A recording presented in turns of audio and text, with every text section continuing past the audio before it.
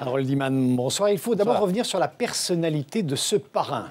Oui, alors ce parrain, il est né à Rome, mais de parents calabrais. Ça veut dire qu'il vient de la pointe de la botte italienne.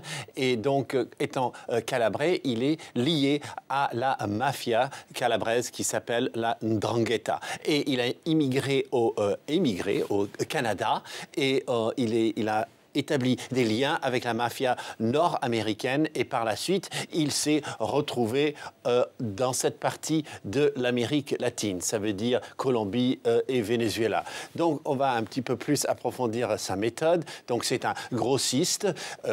Bon, comme on sait, il sait s'évader des cliniques en payant les gardiens où il fait beaucoup de simulacres d'être malade et puis il s'échappe par les toilettes. Ça, c'est quelque chose qu'il fait. Alors, une de ses spécialités qui vraiment le distingue des autres, c'est que c'est un revendeur aux mafias et pas seulement à la 'Ndrangheta. Il sait vendre aussi à la Cosa Nostra, Sacra Corona Unita ou encore Camorra.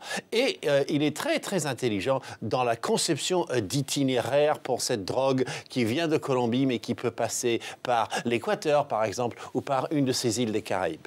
Alors, Roberto Panunzi jouait en tout cas un rôle clé justement dans ces échanges entre les cartels sud-américains et les mafias en Italie. Notamment. Alors, il n'est pas le seul, c'est juste le plus talentueux, car ces espèces de flux qu'il a largement contribué à créer, passent par ces pays limitrophes de la Colombie, l'Amérique centrale ou les Caraïbes, et ensuite on envoie, et ça c'est très important, en Afrique de l'Ouest. Et la porte d'entrée, ça peut être la Guinée-Bissau, qui est quasiment un narco-État, et tous ces pays deviennent des narco-comptoirs, et là on prend la cocaïne, qui était dans des conserves de tomates ou des conserves d'ananas, et on dit, par exemple, produit du Bénin.